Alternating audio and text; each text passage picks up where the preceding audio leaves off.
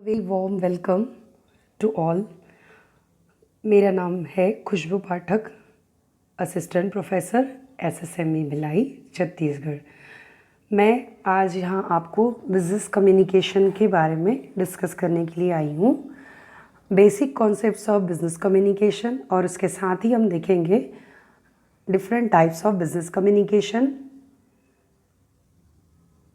चलिए स्टार्ट करते हैं आज का प्रेजेंटेशन।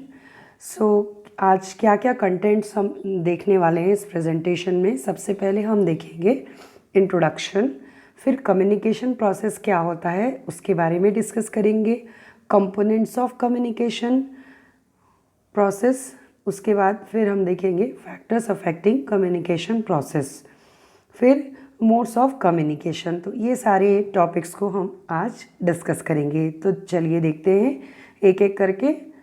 सबसे पहले communication, the exchange of ideas information between two और मोर persons. In an act of communication, there is usually at least a speaker or sender, a message which is transmitted, and a person or persons for whom this message is intended, the receiver. Communication को हम बोल सकते हैं ये एक तरह का exchange है। किसका एक्सचेंज कर रहे हैं हम यहाँ पे? अपने आइडियाज़ का, इन्फॉर्मेशन का, जो हमारे ओपिनियन है किसी विषय को लेकर, किसी बात को लेकर, किसी सब्जेक्ट को लेकर। तो हमारे आइडियाज़ हैं, ओपिनियंस हैं, इन्फॉर्मेशंस है या नॉलेज हैं, उसको जब एक पर्सन दूसरे पर्सन से शेयर करता है, उसे कम्युनिकेट करता है, उससे इंटरेक्ट करके उस बात को वो बताता है। तो जो पर्सन बोल रहा है, जो अपने आइडियाज़, इन्फॉर्मेशन या नॉलेज को शेयर कर रहा है, उसको हम सेंडर बोलेंगे। और वो किसी न किसी मैसेज के माध्यम से, अपने मैसेज के माध्यम से वो दूसरे व्यक्ति को अपनी बात को पहुंचाएगा। तो जो दूसरा व्यक्ति है उसे हम रिसीवर कहते हैं। वो उस मैसेज को या उस आइडिया या इन्फॉर्मेशन को रिसीव करेगा और उस बात को जानने के बाद में समझेगा, और समझने के बाद फिर वो उस बात का रिप्लाई देगा। तो जो रिप्लाई वो देगा हम उसे क्या कहते हैं कम्युनिकेशन की भाषा में? फीडबैक। मतलब कम्युनिकेशन क्या होता है? कहीं ना कहीं हमारी विचारों का आदान प्रदान। हम हमारे आसपास जो चीज़ें देखते हैं, जो घटनाएं हम सुनते हैं, जो एक्सपीरियंस हमें होता है, जो अनुभव हमें होता है, जब हम उस विषय में जब हम चर्चा करते हैं, तो चर्चा यहाँ पे एक व्यक्ति की दूसरे व्यक्ति से हो रही है, ना कि किसी ग्रुप में। तो एक व्यक्ति जो बोल रहा है वो सेंडर है, अपने मैसेज के माध्यम से रिसीवर तक उस मैसेज को पहुंचा रहा है, अपनी बातों को पहुंचा रहा है, और रिसीवर उस बात को समझने के बाद में उसका उत्तर सेंडर को दे रहा है, जिसे हम फीडबैक कहते हैं। तो ये कम्युनिकेशन हुआ, यहाँ पर कम्युनिकेशन है। और इसके बाद हम देखते हैं इसका एक दो डेफिनेशंस देख लेते हैं, परिभाषाएं। A process of transmitting and receiving verbal or non-verbal messages that produces a response। कहीं ना कहीं कम्युनिकेशन जो है एक व्यक्ति से दूसरे व्यक्ति तक मैसेज को, या किसी माध्यम से एक व्यक्ति से दूसरे व्यक्ति तक अपने मैसेज को पहुंचाना, वो वर्बल भी हो सकता है, मतलब शब्दों के रूप में भी हो सकता है, या नॉन वर्बल भी हो सकता है। नॉन वर्बल जहाँ पे शब्द नहीं होते हैं, जहाँ पे आप प्रतीक चिन्हों के माध्यम से संवाद या संचार कर रहे होते हैं, उसे हम नॉन वर्बल मैसेज भी कहते हैं। तो वर्बल और नॉन वर्बल जिस भी माध्यम से एक व्यक्ति दूसरे व्यक्ति तक अपनी बात को पहुंचा रहा है, ये कम्युनिकेशन हुआ। दूसरा हम देखते हैं the process that occurs when ideas, information and feelings are conveyed between individuals or groups of individuals for deliberate purpose। यहाँ पर बोलने का मतलब है इस डेफिनेशन में कहीं ना कहीं सेंडर वो एक व्यक्ति है। सेंडर वो बहुत सारे व्यक्ति नहीं, एक व्यक्ति है, इंडिविजुअल है।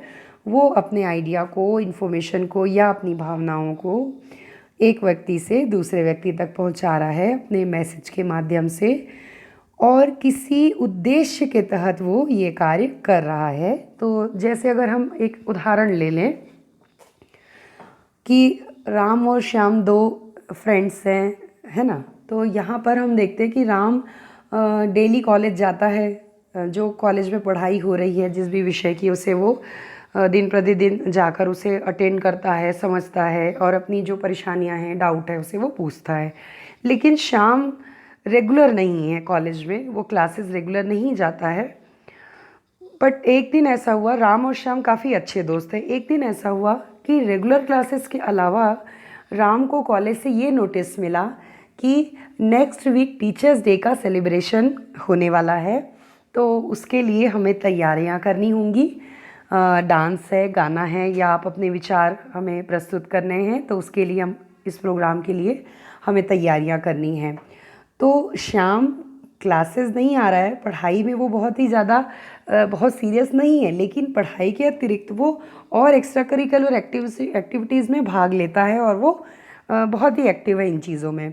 तो राम की ये जिम्मेदारी बनती है, क्योंकि वो उसका दोस्त है श्याम, तो वो अपने दोस्त को इस बात को कम्युनिकेट करेगा, बताएगा कि वो फ़ोन के माध्यम से बता सकता है, घर जाकर बता सकता है, फ़ेस टू फेस कम्युनिकेशन जिसे हम कहेंगे, कि वो जैसे कॉलेज ख़त्म हुआ, वो अपने दोस्त के घर गया, श्याम के घर में, और उसने बताया कि हमारे यहाँ रेगुलर क्लासेस के अलावा भी टीचर्स डे के का एक नोटिस आया था और उसके लिए अब हमें डांस और गाने की तैयारियाँ करनी हैं। तो ये जो संवाद हुआ, ये किसी पर्पस को लेकर हुआ, किसी उद्देश्य के तहत हुआ कि ये कार्यक्रम होने वाला है, इसकी तैयारी करनी है। तो ये संवाद सेंडर ने रिसीवर को दिया, चाहे वो टेलीफोनिकली मोबाइल से कॉल करके भी वो सारी चीज़ें बता सकता था, पर उसने उचित समझा कि जाते जाते, घर जाते वक्त रास्ते में मैं अपने दोस्त को ये न्यूज़ जो है, ये नोटिस जो है, मैं उसे बताऊं। तो फेस टू फेस कम्युनिकेशन, आमने सामने सेंडर और रिसीवर, राम और श्याम के बीच में संवाद हुआ, और ये किसी उद्देश्य के तहत हुआ कि टीचर्स डे है, इस कारण से मैं तुमसे मिलने आया हूँ और इस बात को बताने के लिए आया हूँ। तो सेंडर और रिसीवर है, मैसेज कम्युनिकेशन हो रहा है, और किसी न किसी एक माध्यम और एक पर्पस के साथ ये मैसेज को बोला जा रहा है। इसके बाद आइए हम समझने की कोशिश करते हैं कम्युनिकेशन के प्रोसेस को। तो प्रोसेस में बहुत सारे इंपॉर्टेंट एलिमेंट्स हैं, तो डायग्राम में एक एक करके हम इसे समझने की कोशिश करेंगे। तो यहाँ पर नंबरिंग कर दी गई है, 1 2 3 4, 1 से 8 तक की नंबरिंग है कि कैसे कम्युनिकेशन का प्रोसेस शुरू होता है और वो कहाँ पर ख़त्म होता है। वैसे कम्युनिकेशन टू वे प्रोसेस है और कम्युनिकेशन कंटिन्यूअस प्रोसेस भी है, ये कम्युनिकेशन लगातार चलता है, ये रुकता नहीं है। पहला हम बात करते हैं सेंडर की। सेंडर वो वैसा व्यक्ति है जिसके पास आइडिया या कोई इन्फॉर्मेशन या नॉलेज या उसका ओपिनियन है, जो बोलना चाहता है, जो कम्युनिकेट करना चाहता है, हैज़ एन आइडिया, सेंडर। फिर सेंडर दूसरे पॉइंट में देखिए आप कि एनकोड्स द आइडिया, उस आइडिया को अपने शब्दों में उसको एक मैसेज के माध्यम से तैयार कर रहा है। उस अपने आइडिया को एक शब्द देकर, शब्दों के माध्यम से एक मैसेज के रूप में तैयार कर रहा है। फिर सेंडर ने जब वो मैसेज बना लिया तो उसको प्रोड्यूस किया, प्रोड्यूस दी मैसेज। बनाने के बाद उस मैसेज को बना लिया, मैसेज को बनाने के बाद उसने ट्रांसमिट किया, मैसेज को पहुंचाया, किसी माध्यम के तहत उसने पहुंचाने की कोशिश की। फिर ऑडियंस ने ये मैसेज को रिसीव किया, ऑडियंस ने इस मैसेज को रिसीव किया। रिसीव करने के बाद उसको डिकोड करने की ज़रूरत है उस मैसेज को, कि जैसा सेंडर ने भेजा है तो उसको डिकोड करना है। डिकोड मतलब कि आसान शब्दों में उसे परिवर्तित करने के बाद उस शब्द को या उस मैसेज को, संदेश को हमें समझना है। तो हमने उसे सरल भाषा में देखकर समझा उस मैसेज को। समझने के बाद अगली प्रतिक्रिया हमारी आएगी, रिएक्ट्स टू मैसेज। तो हमारा रिएक्शन आएगा उस मैसेज के प्रति कि जो मैसेज हमने रिसीव किया है उसके प्रति हमारा कैसा नज़रिया है या कैसा रिएक्शन यहाँ पर आ रहा है। तो वो रिएक्शन फिर जाएगा सेंड फीडबैक के माध्यम से। फिर हमने अपनी प्रतिक्रिया को मैसेज के माध्यम से, फीडबैक के माध्यम से कहीं ना कहीं सेंडर तक पहुँचाया।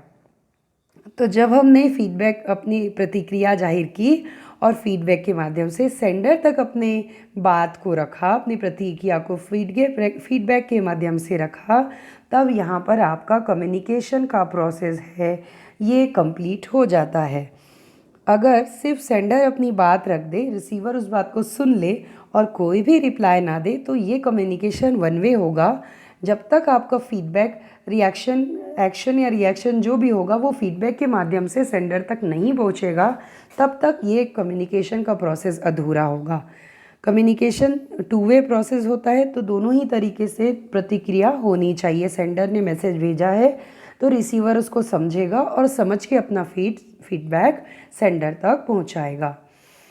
अब देखते हैं कंपोनेंट्स ऑफ कम्युनिकेशन प्रोसेस। जैसा कि हमने डायग्राम में समझ लिया कॉन्टेक्स्ट क्या है, कि आपका मैसेज क्या है, आपके किस विषय पे चर्चा करना चाह रहे थे, किस विषय को लेकर आप संवाद करना चाह रहे थे। सेंडर है, अगला व्यक्ति सेंडर होता है, एनकोडर जो एनकोड करता है मैसेज को। फिर मैसेज, कोई ना कोई मैसेज आप लेकर चलते हैं। फिर मीडियम किसी ना किसी चैनल या माध्यम से अपने मैसेज को पहुंचाते हैं।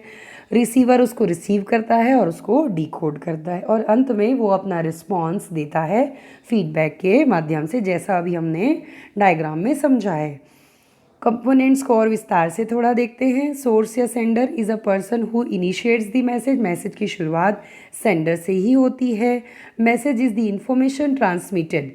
इन्फॉर्मेशन जो हमने पहुंचाया है एक व्यक्ति से दूसरे व्यक्ति तक, तो वो वर्बल भी हो सकता है और नॉन वर्बल, मतलब शब्दों के रूप में भी हो सकता है और बिना शब्दों के रूप में भी हो सकता है। फिर चैनल देखते हैं। Channel is a medium through which messages reaches the receiver. किसी ना किसी चैनल के माध्यम से वो रिसीवर तक मैसेज को पहुंचाएगा। वो ऑडिटरी हो सकता है, विजुअल हो सकता है। ऑडिटरी में सुनकर अगर समझा गया, या विजुअल में विजुअल मतलब देखना, ऑडिटरी मतलब सुनना, तो इस माध्यम का चुनाव करके हम अपने मैसेज को सेंडर रिसीवर तक पहुंचाता है। Receiver is a person to whom the message is targeted और एड्रेस। कहीं ना कहीं रिसीवर तक ही हम अपनी बात को पहुंचाना चाहते हैं, तो हमारा टारगेट क्या हुआ? रिसीवर। फिर हम देखते हैं फैक्टर्स अफेक्टिंग कम्युनिकेशन। ऐसे बहुत सारे फैक्टर्स हैं जो कम्युनिकेशन को कहीं ना कहीं डायरेक्ट और इनडायरेक्ट रूप में अफेक्ट करते हैं। The factors influencing communication are individuals perception of the environment, मतलब उस व्यक्ति का परसेप्शन, वो क्या सोचता है, उसका क्या नज़रिया है अपने इन्वायरमेंट के प्रति। परसेप्शन में हम ये देख सकते हैं कि परसेप्शन दो तरीके से हो सकते हैं, पॉजिटिव हो सकता है और नेगेटिव हो सकता है। कहीं ना कहीं हम देखते हैं, जैसे अगर हम उदाहरण के स्वरूप ले कि अगर एक गिलास में पानी है तो सब लोगों की अलग अलग प्रतिक्रिया आएगी, क्योंकि उनके परसेप्शन अलग अलग होंगे।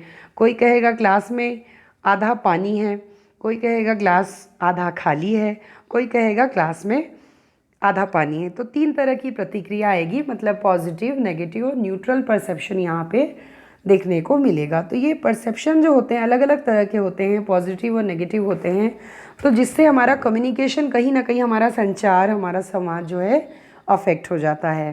फिर cultural context of the interaction, कहीं ना कहीं आपका अगर मेल जोल है, आपने इंटरेक्शन किया, तो कल्चरल कॉन्टेक्स्ट में यहाँ पर हम ये देख सकते हैं कि हम as a human being, sender and receiver भी अलग अलग बैकग्राउंड से बिलोंग करते हैं। कोई किसी क्षेत्र से आया है, कोई ग्रामीण क्षेत्र से आया है, तो कोई शहरी क्षेत्र से आया है, तो उनके रहन सहन और ज़िंदगी को जीने का एक तरीका, तो वो थोड़ा डिफरेंट रहेगा। अलग अलग तरीके से, अलग अलग बैकग्राउंड या माहौल से वो लोग आए हैं, सेंडर और रिसीवर।